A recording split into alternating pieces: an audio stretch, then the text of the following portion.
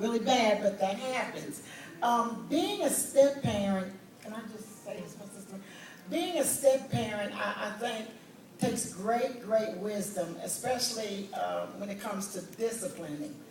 If you're a step parent, don't discipline your stepchildren.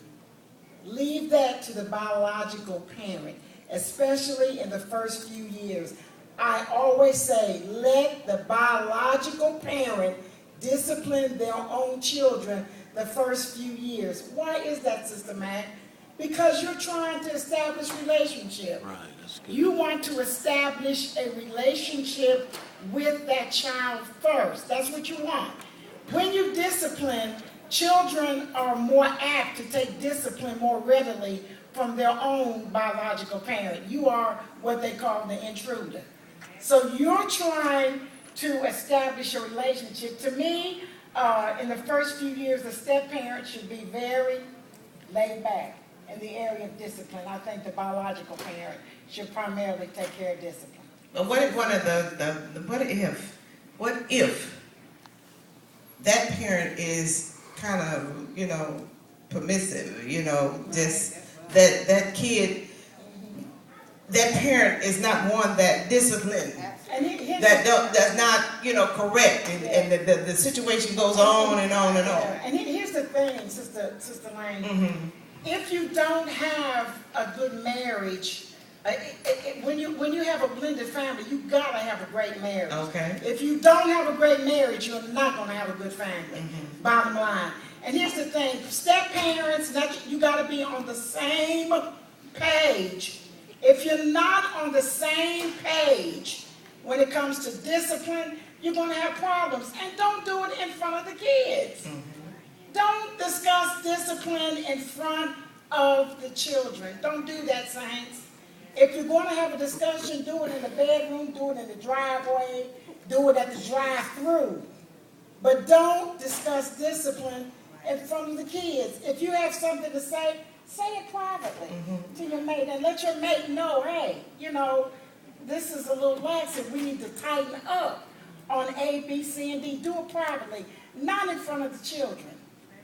Do you think that even before they get married, that some things can counseling. All right. I mean, it's counseling. And to add to that, and that's kind of what I was thinking as Sister Mac was talking. Mm-hmm. I know my husband had a good friend at work that did this and went through this, and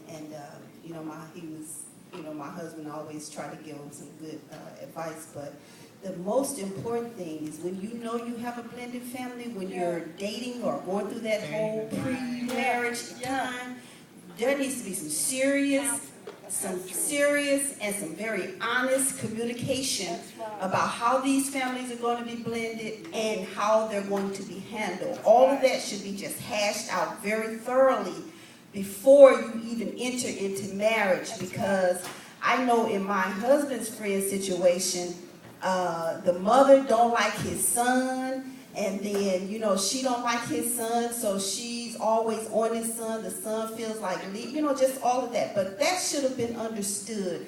And don't close your eyes to what you see before you get married. If she has hard feelings about your son before you get married, it's going to only intensify when you get married, because that means now you're living under the same roof, in the same house. And if that son got on her nerves before she moved in, he's going to really get on her nerves when you move in. So really serious, straight conversations have to be had. And if you don't do that, you're going to have trouble.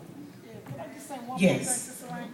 Well, one more thing, too, I think is so important, is don't make a difference with those children. Yes. Don't treat your kids differently than you treat his, or a man, don't treat yours differently than what you treat hers. Don't make a difference, saints. Treat those children right. Treat them fairly, everybody. Evenly, good, evenly. Do not make a difference. You harbor resentment and hatred. Don't do that, saints. Right. Be fair. Be fair, be right. Okay?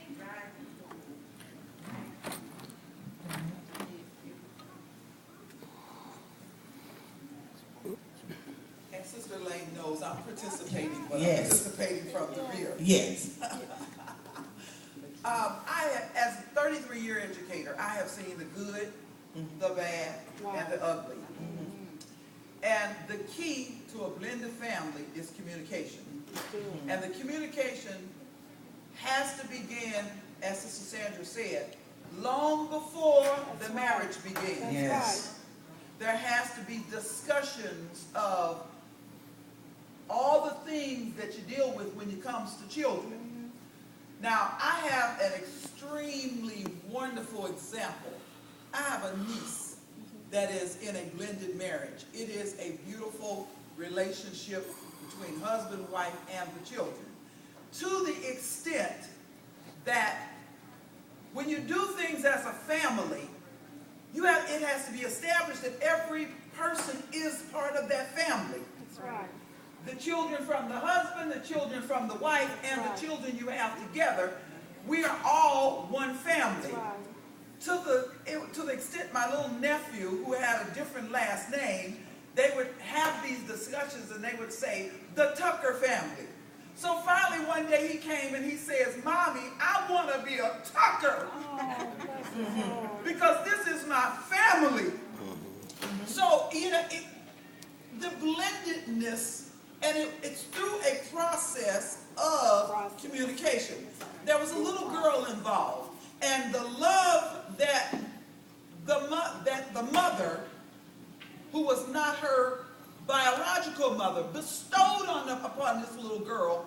So good. Finally, little girl came to her and said, can I please call you Mommy too? That's so good. That's so good. Now, what is it? It's constant communication. It is the family group. We are the Battle family, or we are the Barnes family. We are this. Even though there's a different last name involved in the father's children, it's amazing.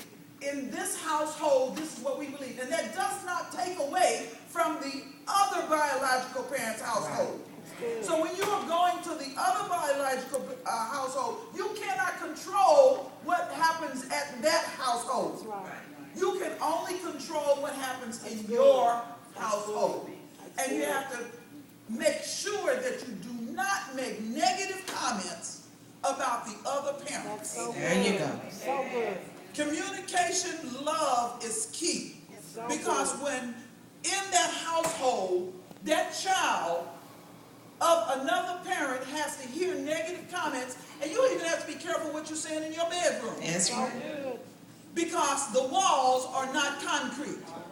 So if you find yourself making negative comments about that other parent, and those children hear it, you're going to create a gap.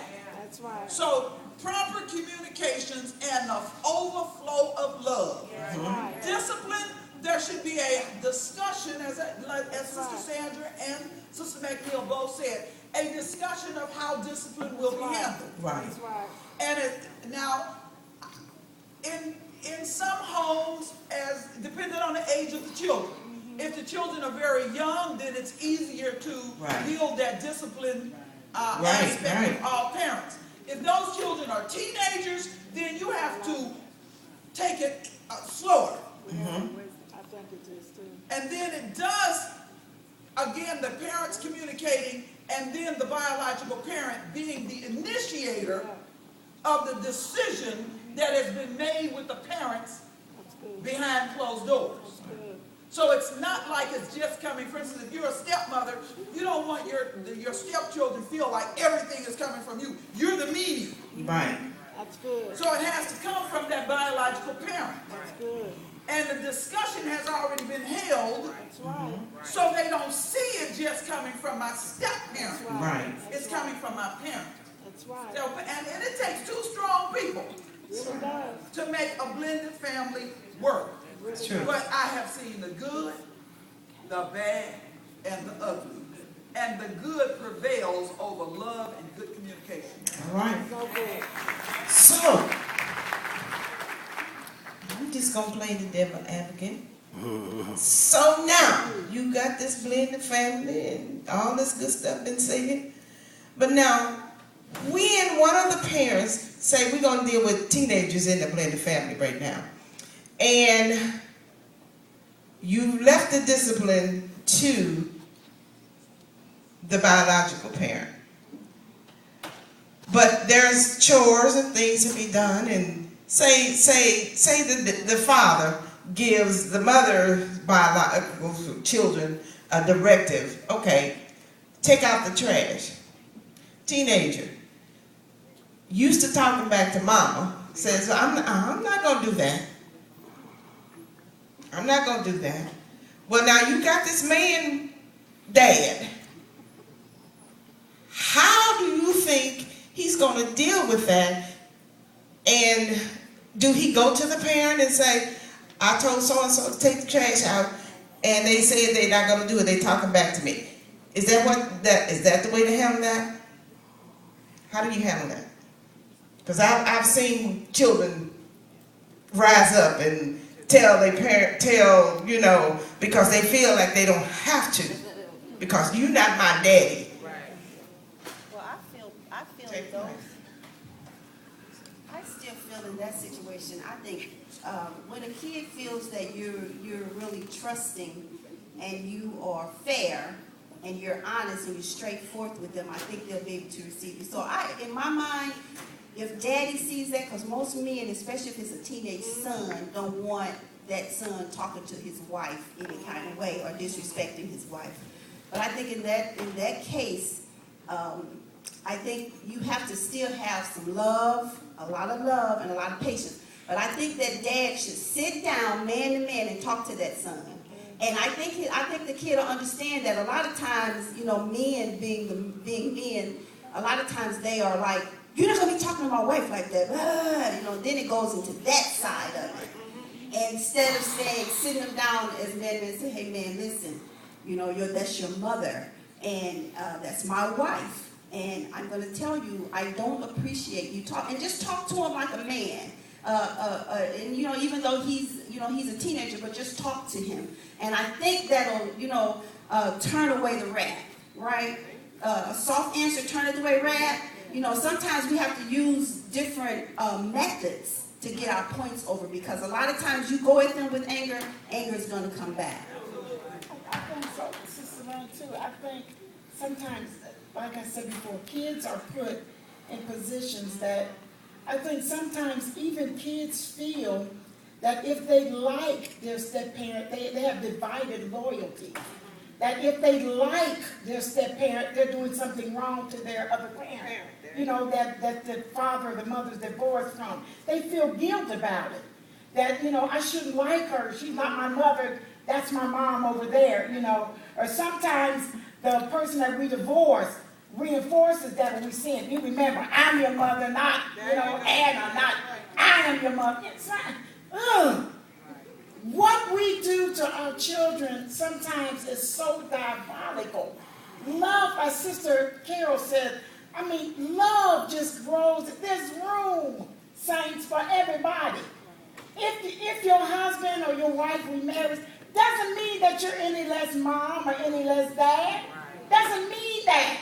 Only in your mind, right? Love just can grow all over the place. You can love millions and millions of people, but you'll always be mom. You're always going to be dad. Allow your children to love, saints. Allow them to have a life and to grow and to love other people. And teach them that it's okay. And when they're in your presence, as Sister Carol said, don't say anything negative about the step-parent. If your kids are in a house with your husband and his wife, or your wife and her, don't say nothing negative to your kids about them. Don't do that, saints. Don't destroy your children. Children are so, I tell you, you can tear them apart by what we do and what we say. Be wise. In the end, if you're wise, saints, if you do this right, in the end, your children will come back and bless you. But you've got to be wise going out. If you're not wise going out, you're going to have problems down the road. So sometimes wisdom is just this. Keeping your mouth shut. That's right? The Bible says even a fool